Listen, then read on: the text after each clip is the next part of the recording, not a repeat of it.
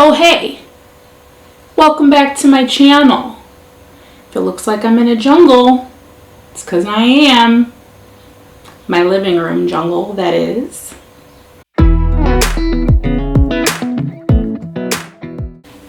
So actually, these plants are my husband's plants. It's his houseplant collection, and I'm here to show it to you today. Now, these plants are not kept in our living room. These plants are actually kept in our basement, yes. So all of you out there who are looking for some lower light plants that work, I'm here to tell you that these do work. So, not to say that these plants would not enjoy more light, okay? Don't report me, to the plant community for plant neglect on this one, all right? He wanted some plants in his space. They've been growing. It's been working. They don't look dead. I think we're okay. Now, are we prohibiting them from growing and flourishing as much as they possibly can? Probably, but we all are in the houseplant community because let's be honest, most of these plants grow in the tropics and we do not live in the tropics. Our living rooms and our bedrooms and our basements are not tropical conditions unless you have a humidifier for every couple of plants, which some of you guys do. Props to you. We do not. We are all just doing our best here and looking to incorporate plants into our home, and that's what we've done here. So enough ranting, let's get into it. So this first one that we have here, and you'll notice he's got a slightly different style than I have. I love my Terra Cotta, patina Terra Cotta, which he has a couple of those, but he likes more edgy planters and I don't know the right word for it, but it's not necessarily my style, but it's his. So he loves, loves, loves bonsai trees. And he has this one and this one here. Can you see me? I'm going to do a split frame here so you can see what I'm talking about. Now this is a bonsai ginseng, this one here.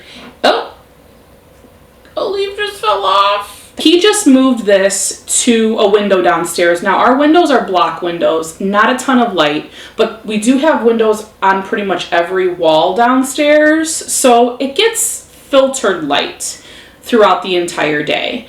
And this one was actually in his office on his shelf for quite some time where it wasn't in a window, and a lot of the leaves fell off. So since he's moved it to a window, this is all new growth. There's some new growth in here. So I'd say it's doing pretty well considering that most of the leaves were falling at one point. And then this is another bonsai type of tree, but I'm not sure exactly what it is.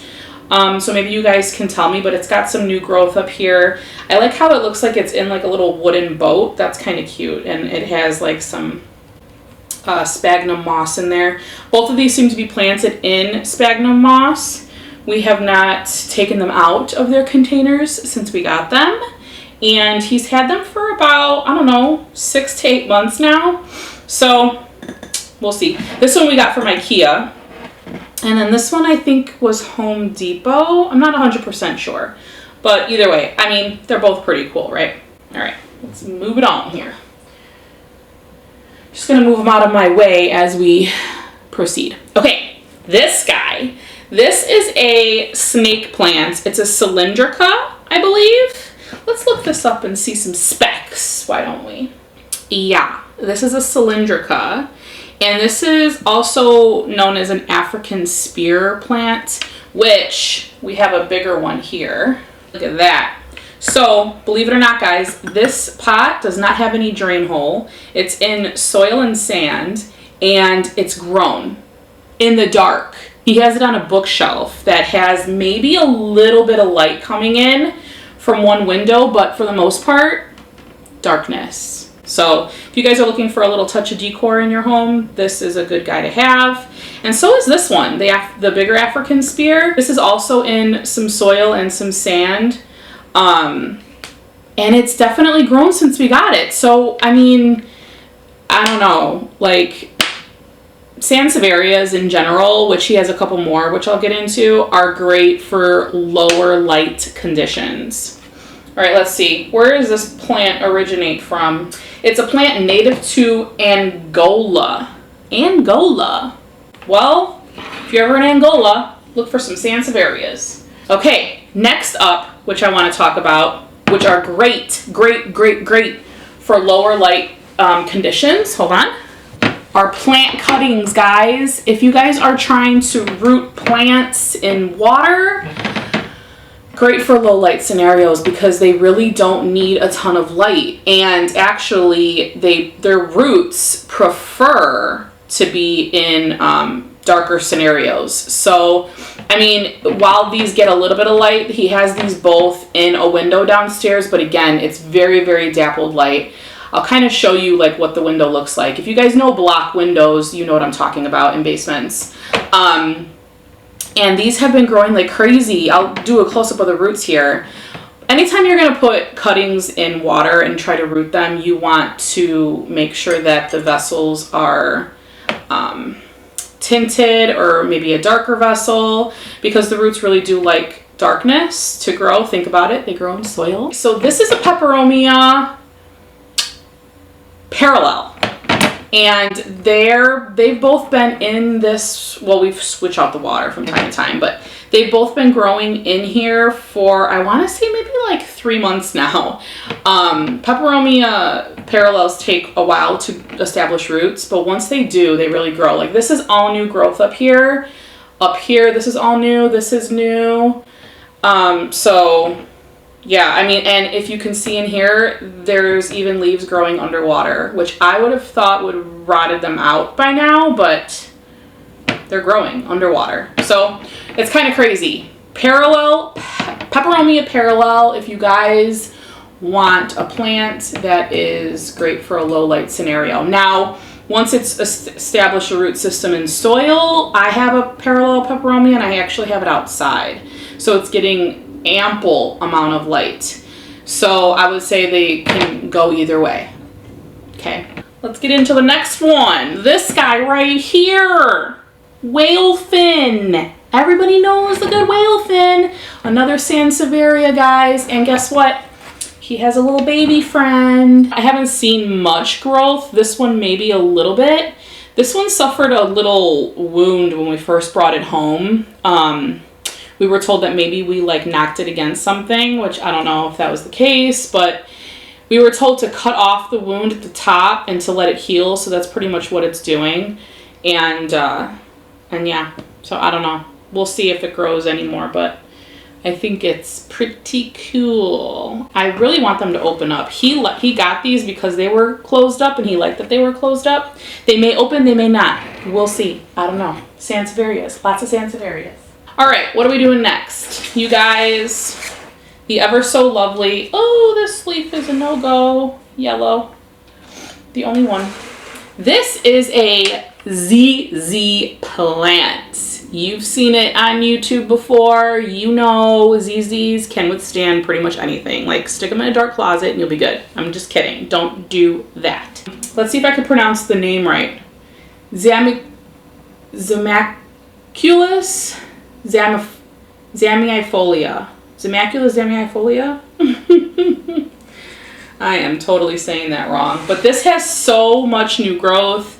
I have a ZZ plant as well. It's actually in our living room up behind me.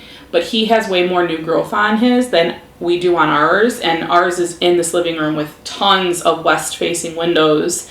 And this is in a basement on a shelf, pulled maybe 6 feet back from a tiny block window. Minimal water, minimal light, happy plant.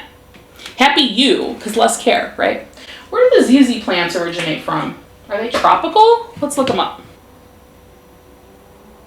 And it flowers. Ours have never flowered yet, probably because we're not giving it as much light as we probably can. Oh, Eastern Africa. It's a perennial in Eastern Africa, which is kind of crazy. From Kenya south to northeastern South Africa. So it spans a good chunk of Africa, which is pretty cool. All right, let's get into the snake plants, guys. Numero 1. Numero 2. Can you see me? Alright guys, this is a mother-in-law tongue. I don't even know if you could see it all the way up to the top, but I'll insert a close-up here. This plant has grown so much. He has these on the floor next to the couch downstairs, and they've grown. They've grown with ample light. Again, guys, snake plants. Get a snake plant. So much growth in here. This one is actually the moonshine, which is not, you know, the proper species name, but that's what they call it. Moonshine mother-in-law's tongue. You can see the different markings on them. Very, very thick, hardy leaves. Again, no issues with these. Never have I ever had a snake plant die. So yeah, I mean, you would probably have to run it over with a car for it to die. That's how indestructible these plants are. Senecio staphyliformis, I don't know, pickle plant. Some people call it a pickle plant. This used to be mine, and then I gave it to him because he needed another one for his window downstairs to kind of fill in some space. So this is sitting in a window, and it actually has grown. I say it's grown maybe like an inch since I got it. It's super cute, super happy, easy plant. Another succulent form of a plant. I'm not sure if it is a succulent. Well, Senecio is a succulent, right? Let's see. Where do you originate from? Senecio staphyliformis. Gosh, I'm so bad at names. Found it. Pickle plant. Yeah, it's called a pickle plant. It is a succulent. Oh, I'm so good. Very drought. Oh, native to South Africa, the Eastern Cape. I want to go to Africa, guys. Next up, we have another lovely gal, which needs some more water and some cleaning out. Is this bamboo? Bamboo's great for low light scenarios, guys. It's so easy. These originate from Asia, or they're found in Asia. But I mean, you can find these in so many different countries. They're so hardy. This has gotten a bunch of new growth. I don't know if you could see it on camera, but I'll insert a side by side. The roots are literally growing all the way down to the bottom. Like, I could see them. They're getting super big. Next up, we have the moss ball. Marima moss ball. This is in his bathroom window. He's got like this little dude in there, which is kind of funny. I bought it for him. And we just change the water on this every couple of weeks. And it's good. Roll it around. You could take it out. You can squeeze it out. They like really cold water. So if you notice your Marima moss ball turning slightly brown or yellow, which none of ours have yet. We have a couple upstairs too, and we haven't had any issues with them. Stick them in the fridge in water. Dump some ice cubes in there, and it should shock it back to green. If that's a thing. Okay, oh, I forgot to show you this. This is another ZZ plant. Guys, this shows how indestructible this plant is because a couple of stems fell off of mine from upstairs. Literally, no drain hole. This is like not porous. It's a metal container. Regular soil with a little bit of perlite. I stuck the cuttings in there and they have not died. Going on like 8 months now. And they've grown. I'm curious to take that out of there and see if it has like an established root system. It has to, right? Okay. The coral cactus. So see his little eclectic planters? I think they're cute. Coral cactus is awesome. I mean, any type of cacti or succulent do require a lot of light. Guys, he's got this on a table pulled like 3 to 4 feet away from a dappled block lit window. So can it be more pink? Sure. Would it probably grow bigger if it was in a bigger pot and in like a window or outside? Sure. But it's not dead and it's pretty happy. Like, there's nothing wrong with this. Oh, it's a Venus flytrap. He bought this at Home Depot not that long ago. He really wanted one. And it's, I mean, it's happy. It's got some new growth in here, so I think it's going to be putting out some new little trap babies. This just sits in sphagnum moss and in water. You got to kind of always keep it moist. Because it's like I guess it's a fern. Let's look it up. Venus flytrap. It's officially called the Dionea muscipula. It's a carnivorous plant native to subtropical wetlands in the east coast of the United States, like North Carolina and South Carolina. Say what? I did a wedding in North Carolina and did not see Venus flytraps, but that's pretty cool. So it grows in the wetlands, so it does like to stay moist. I want to say it's almost kind of like a fern. Like, you know, those of you that have them, let me know if you think that it's kind of similar to ferns. But very cool. No limit. No limit on how many flies it can eat. You got a fungus gnat problem? Stick some of these babies next to them. No, I'm just kidding. I don't know if that works. That'd be pretty cool if it does work, though. I'm gonna grab it. Okay, this is my devil's ivy. And I actually just took a cutting from my plant that was growing like crazy and gave it to him to put downstairs, and it's in his window, and it's been doing great.